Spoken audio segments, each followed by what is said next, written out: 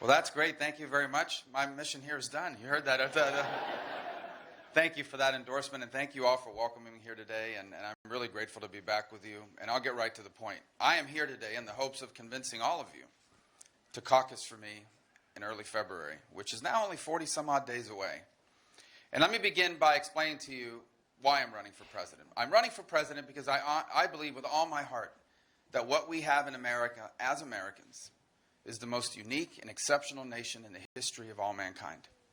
Everyone's going to tell you that, and I think most people believe that. There have always been voices in American politics that have doubted that. We've just never had one of them elected president of the United States until 2008. And the result has been a disaster for our country. There have always been people that have felt, well, America is really not all that different than these other countries. They won't admit it in their speeches, but there's always been people that have believed that in American politics. But now one of them was elected president, and look at the results. We have an economy that is stagnant, an economy that's not growing. Why? Because we today have a president that believes that it is government that grows the economy, not the private sector. And the result is a disaster. Wages not climbing, historic numbers of people out of the workforce, historic numbers of people dependent on government for daily life, small business formation under duress, meaning small businesses being able to start flatlining. It's a disaster. Millions of young Americans saddled with student loan that's over $1 trillion now. This is the first key of this uncertainty that's taken over our politics. You know, there was a poll last week, and I don't pay attention to all the polls, but there was this poll last week, and it found that over 50% of millennials believe the American dream is dead. Can you imagine a country where your youngest citizens, your future, believes your identity as a nation is dead? Because that's what the American dream is. It's our identity. So the first challenge that the president faces domestically is the challenge of reinvigorating our economy by having a president that understands that it's the free enterprise system that is in charge of the economy. And we don't have that today. The second obligation, and it's actually the first obligation of the federal government, but the second one I focus on, is we need a president that will keep us safe at a time of growing global threats. We have a world where a lunatic in North Korea possesses dozens of nuclear weapons. A world where the Chinese are undertaking the most rapid military expansion in the history of the world. Where Russia is sowing instability in Europe and now in the Middle East. Where Iran, governed by the Ayatollah, who is a radical Shia cleric, is about to receive $150 billion of sanctions relief, which they are going to use to sponsor terrorism and to either buy or build a nuclear weapon. And then, of course, the face of radical jihadists, radical Sunni jihadists, in the case of ISIS. An apocalyptic group that believes that their calling in life is to trigger a final Armageddon-style showdown with the West, that they're going to win that showdown, and that they're going to make the entire world a global caliphate, including the place we stand here right now. They say it openly. They want the black flag of ISIS to fly over the White House. They want it to fly here in Iowa, all over the world. This is what they believe, and it's important to know what they believe because you cannot defeat them if you do not understand what it is that motivates them. And what motivates them is a perverse and apocalyptic interpretation of their Islamic faith. These are real national security challenges. And in the face of those challenges, we have a president, and to be fair, some in my own party, that support weakening us both militarily and in our intelligence gathering capabilities. You know that in the face of all these threats I just recognized, our current budgets will leave us with the oldest and the smallest Air Force this country has ever had. It will leave us with the oldest and smallest Navy we have had since 1915. It will leave us with the smallest Army we've had since before the Second World War. How can it be that the world is growing more dangerous, our adversaries and potential enemies are growing more powerful and more capable, and we are weakening our defenses? It isn't helping to balance our budget, by the way. Defense spending is not the reason why we have a national debt. But these cuts will be the reason why we can't keep you safe. And then we weaken our intelligence programs. We need to be adding tools to the toolbox, not diminishing them. And it's going to be a difficult thing to do. Because ISIS is not just trying to sneak people into America. They are recruiting Americans. The killer in San Bernardino, one of those two terrorists, was an American citizen. He was born in this country. He benefited from the freedoms of this country. Grew up here among us. Had a newborn child. And somehow became radicalized. Left that child an orphan. and killed 14 people, wounded 20 others, and by the way, they were planning to kill a lot more people than those 14. They went back home to rearm and to get more pipe bombs to kill more people somewhere else. And had it not been for the bravery and the capability of those law enforcement officers in California, they would have killed a lot more people. We need to learn about these people before they do these things. We need to know more about them than they know about us. We need to find them before they attack us, here and abroad. And so this is the fundamental challenge before us. We feel unsafe, and economically we feel uncertain because of the policies of this current president. And that's what this election is about, is whether we can reverse both of these things. Because if we can, this country has the chance to be better than it's ever been. You reverse the security and the insecurity by confronting the challenges before us in a realistic and powerful way. You rebuild our military. You rebuild our military to be capable of confronting and defeating any adversary this country will ever have now or in the future. That does mean increased defense spending, not wasting money. There is waste in the Pentagon budgets, and we should go after that waste, because every dollar that's wasted is not defending you. But we cannot keep this country safe with the oldest and smallest Air Force. You know, I hear some people running saying, well, I'm going to carpet bomb them. The sand is going to glow in the dark. You got to have an Air Force to do that. You have to have the bombs to do that. And if you don't have the Air Force and the bombs to do that, you can't do that with the oldest and the smallest Air Force in the history of this country. That's why we must rebuild our military. We must rebuild our Army, our Navy, our Air Force, so that it can confront and defeat any enemy we'll ever face. And by the way, doing that is keeping a fundamental promise we make our men and women who serve us in uniform. And it's always appropriate to stop and thank any of you here who have served us in uniform or have a loved one serving us now. We thank you for your service and for their service. We are eternally grateful.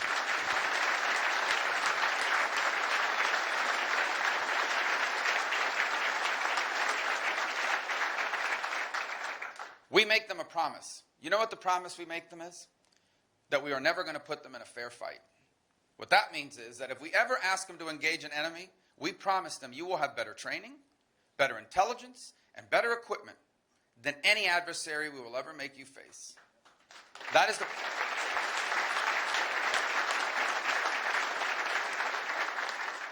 We can't keep that promise with the oldest and smallest Air Force in our history, with the oldest and smallest Navy since 1915, and with an Army that is as small as it's been in over 70 years. In fact, it puts most strain, when you reduce forces like that, it puts even more strain on our active service personnel and on the National Guard, longer deployments, more repeated deployments. So the number one job of the next president is to rebuild the national security capabilities of this country and to keep us safe here at home and abroad, to improve our intelligence gathering capabilities, to learn about these attacks before they happen and disrupt them. The second priority needs to be to reinvigorate the American dream, and you do that by making America the easiest and the best place in the world for the private sector to succeed.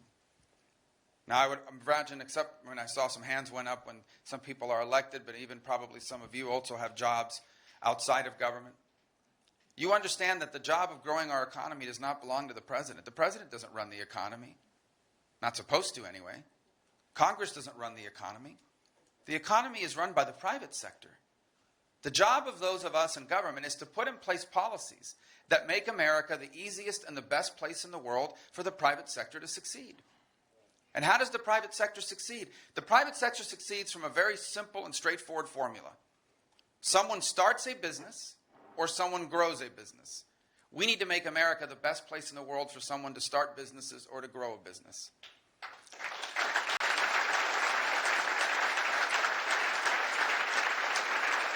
And we need to do it in a globally competitive economy where our competition is not just the state right next door. Our competition is a country halfway around the world, a company halfway around the world. And so are our customers and our clients, our investors. It's a global economy. We need to be able to compete globally. Today, this president's holding us back. Holding us back because we have the most complicated and expensive business tax code on the planet. If I asked you, can you design for me a tax code that makes it hard for people to grow a business or start one, that encourages companies to take their business to another country, you'd be hard-pressed to produce a better one than the one we have now in this country. It is an anti-competitive tax code that encourages companies to pick up and move somewhere else. It encourages American companies to keep the money they make in another country, not to bring it back here, to keep it in the other country and to create jobs over there. That's why we need tax reform. Regulatory reform. Regulations are a tax. Now, there is reasonable regulation, right? I flew here on an airplane. I'm glad the 2 people that flew here are regulated. They have a license. They're not just some guys that stayed at the Holiday Inn Express, okay? I'm glad that someone checked the landing gear on that plane. I'm glad that when we turn on the tap, there isn't poison in that water. But what happens when you go too far? Well, that's what we have now. We have over-regulation. And over-regulation is killing American jobs. If government, as it's done under this president, comes to you and says, we just passed this new regulation, by the way, not someone who's elected, a bureaucrat wrote this up, and you now have to go buy a $100,000 piece of equipment to comply with it or go out of business. Well, you either go out of business or you spend $100,000. But that's $100,000 that you can't pay your employees. That's $100,000 you can't use to hire more people. That's $100,000 you have to pass through in prices to your customers. That's $100,000 that might require you to close your doors. And you know who that really hurts? The small business. The major corporations, the people in the Fortune 500 magazines and all that sort of thing, they don't like this. They can deal with it. You know what they do? They hire lobbyists. And those lobbyists figure out loopholes around that regulation. They hire lawyers that help them finagle those regulations. You know who can't deal with it? The small business that's operating out of the spare bedroom of a home. The small business that's starting out using the free Wi-Fi at a Starbucks. That's who can't handle it.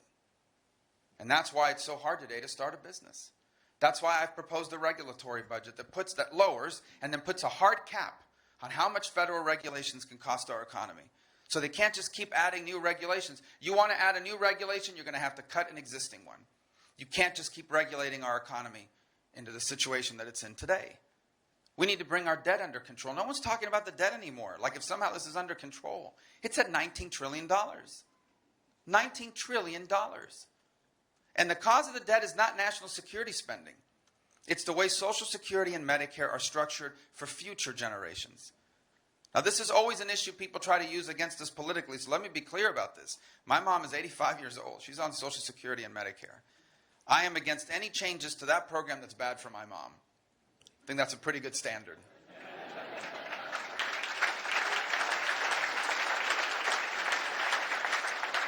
And I'm going to share some really good news with you. We don't have to change anything for my mother or for anyone who's on Social Security or Medicare now. We don't have to change anything for someone who's about to retire or in the next 10 years or so. But I promise you that our next president is going to have to be honest with you about this.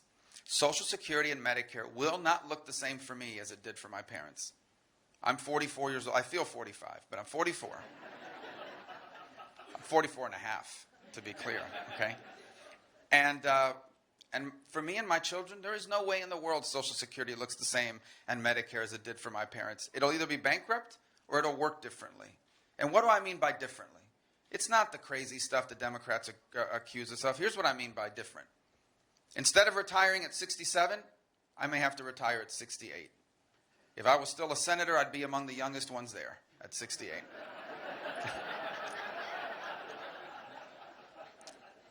Medicare could very well be the option of taking my Medicare money and buying a private plan that I like better. We already have that a little bit now through Medicare Advantage, and some people that use it really like it.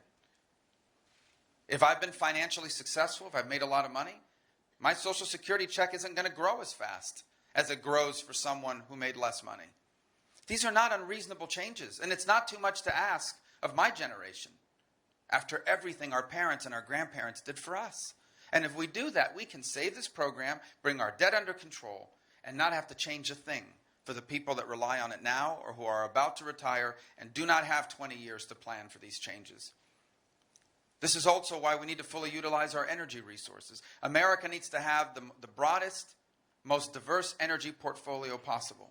And that does mean fully utilize wind and solar and biofuels and renewables. Let's do it all. But we're reckless if we don't fully utilize the oil and natural gas we've been blessed with, particularly the natural gas.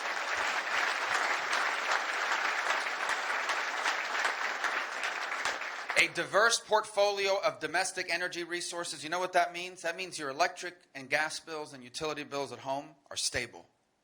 And that's a big deal for someone who makes $15 an hour. But it also means that we can have a manufacturing renaissance. One of the highest overhead costs of manufacturing are energy costs. One of the highest overhead costs. And if our energy costs are lower than the people we're competing against, that's a huge advantage for manufacturing. We can be an economy that makes things again. And so that's why I'm for energy reform. And here's the last thing we need to do. Not the last thing, but this is the last thing I want to mention we need to do. We need to repeal and replace Obamacare. It's a job killer. Now, everyone running for president will tell you they're against Obamacare. Well, not everyone. Everyone on the Republican side, obviously. We're all against Obamacare. I'm the only one running for president that's ever scored a victory against Obamacare. And I didn't do it with a lot of fanfare. I just did it. And here's what we did. There's a bailout fund in Obamacare. Money that it said if these insurance companies on the exchanges, if they lose money by participating in Obamacare, you, the American taxpayer, us, we have to bail them out. So last year these companies lost money. And they came to the government and said, where's our bailout money you promised us in the law? It would have been about $2.5 billion. And the government said, we don't have that money. Because last year, Marco Rubio inserted in the end-of-year budget a provision. He was able to work to ensure that this provision got in that took away the bailout money. And now these companies are saying,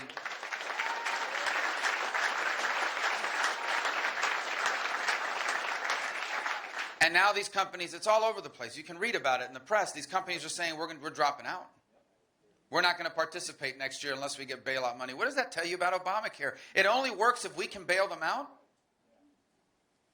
And so this year we're doing it again. We will not bail out these insurance companies. There's no reason why you should be bailing out Obamacare. And more importantly, when I'm president, we will repeal it. We will repeal this law and we will replace it. And we will replace it with a system that allows every American to buy the health insurance they want from any company in any state in America that will sell you a plan, because you'll control your health care money, whether it's a refundable tax credit or money your employer gives you to spend on health coverage that you don't pay taxes on, and you'll be able to buy any kind of insurance you want from any company in America that will sell you a plan. A lot better than what we have in place today. So these challenges we face are real. I understand why people are so upset. Look, one of the things we've been talking about over the last few weeks is the Syrian refugee crisis, right? We know for a fact that ISIS is trying to use the refugee crisis to insert fighters into Europe and even into the United States. Well, they just came out now with this end of year, they call it the omnibus bill. You know what it does on the Syrian refugee crisis? Nothing. It does nothing. And so people say, hold on a second, we just spent 2 weeks talking about what a danger this is, and you're doing nothing? Don't Republicans run the House and Senate and you're leaving the program the same way it is? This is why people get so angry. This is why people get so frustrated. The disconnect between Washington and you and life is massive. And the anger is real.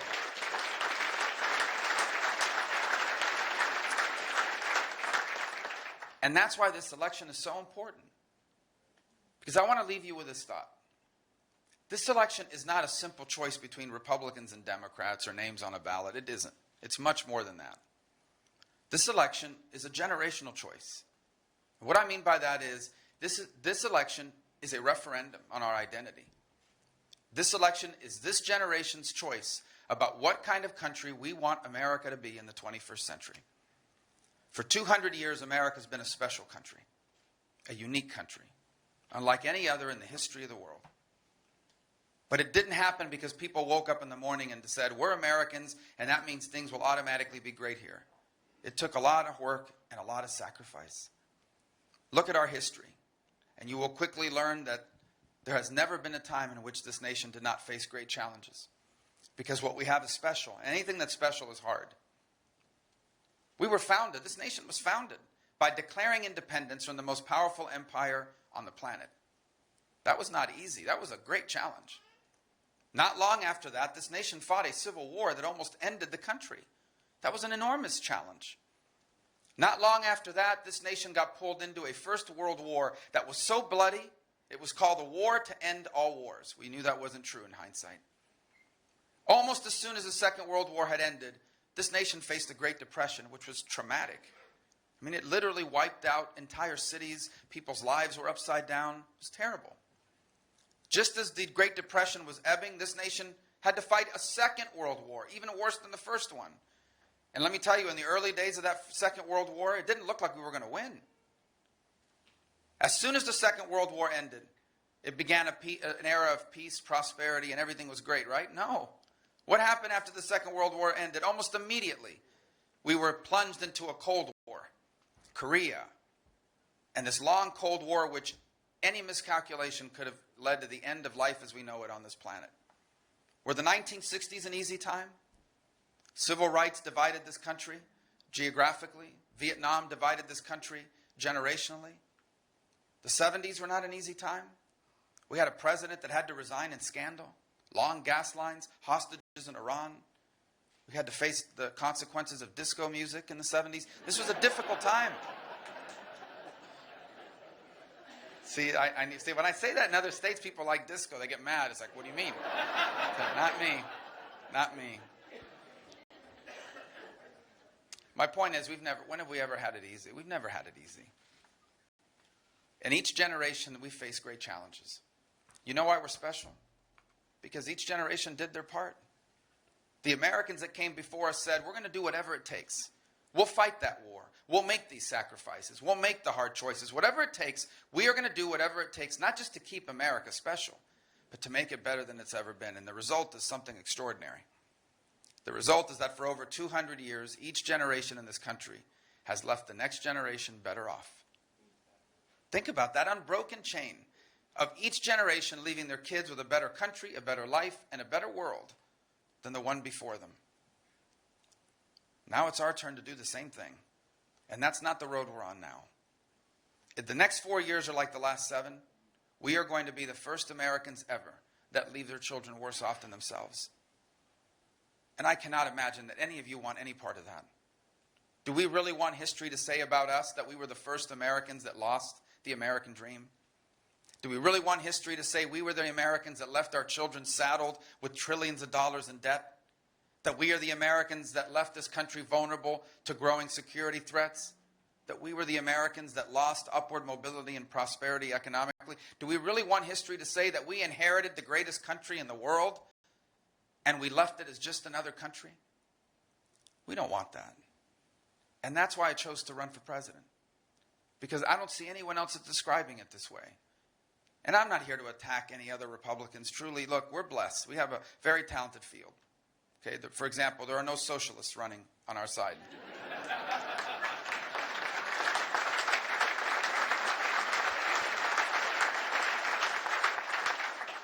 We don't have, none of our candidates are under investigation by the FBI for the usage of their emails, right? These are...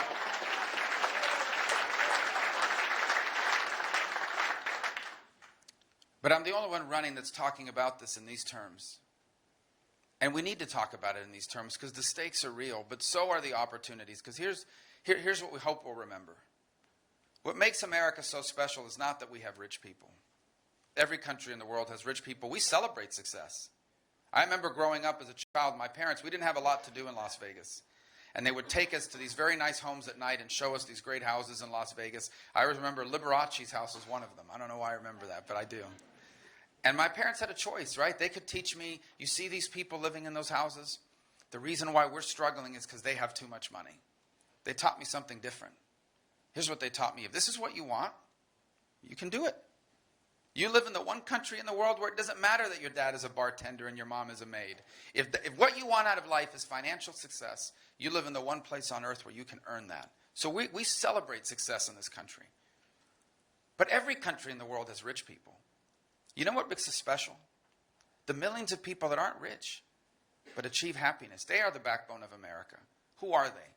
They are the people like you who work hard at a job they enjoy, and it pays them enough to enjoy the things they like doing on weekends and holidays, to own a home in a safe and stable neighborhood, to be able to raise your family and instill in them the values that you hold dear, without interference from government or anyone else, to retire with dignity and security, and to live to see your children have the opportunities and the life perhaps you never had a chance to have.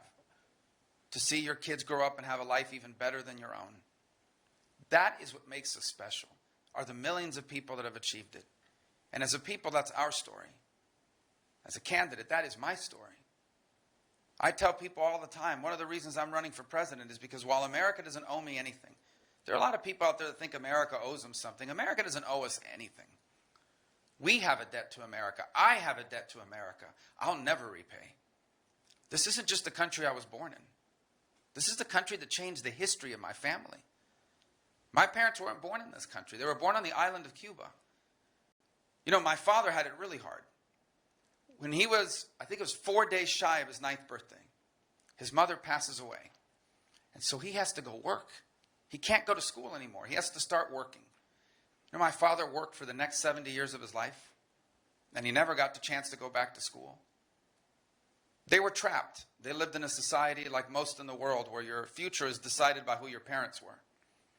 And they weren't happy with that because their parents weren't rich, their parents weren't connected. They were trapped. So in 1956, they came to the one country in the world where it didn't matter what your parents did. You could go as far as your talent and your work will take you. And when they came to America, they never became rich and they never became famous. As I said, and I've said before, my dad was a bartender. My mother was a maid, a stock clerk at Kmart. She built aluminum chairs at a factory. She was a cashier at a coffee shop. My parents were not rich, but they were successful. You know why they were successful? Because working those jobs, they were able to give us the life they always wanted. They were able to open up doors for us that had been closed for them. That was the reason why my father stood behind a small portable bar in the back of a banquet hall well into his 70s. Because the very purpose of their life became to give us the chance to do all the things they never could.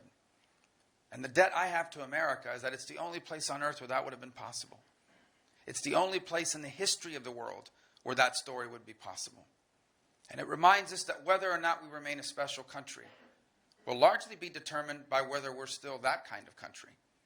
Are we still the place where the people that serve drinks and clean rooms at hotels can leave their kids better off than themselves? We're losing it now. We're losing it because we have a president that's abandoned the free enterprise system. We're losing it because we are headed in the wrong direction, but we can reclaim it in this election. And here's what I want to tell you. If we do what needs to be done, if we can put in place those policies that make America the easiest and best place in the world for the private sector to succeed, and if we can rebuild our national security apparatus so that we can keep this country safe, then I'll tell you this, and I hope you believe it as strongly as I do. The American dream that makes us special will not just survive. It'll reach more people and it'll change more lives than ever before. And the 21st century won't just be as good as the 20th century. It'll be better. It'll be a new American century. And that's why I hope I can earn your support. That's why I hope you'll come out and caucus for me. Because together, if we do what needs to be done in this generation, together we will be the authors of the greatest chapter in the amazing story of America. So thank you for hearing me out. God bless all of you. Thank you. Thank you very much.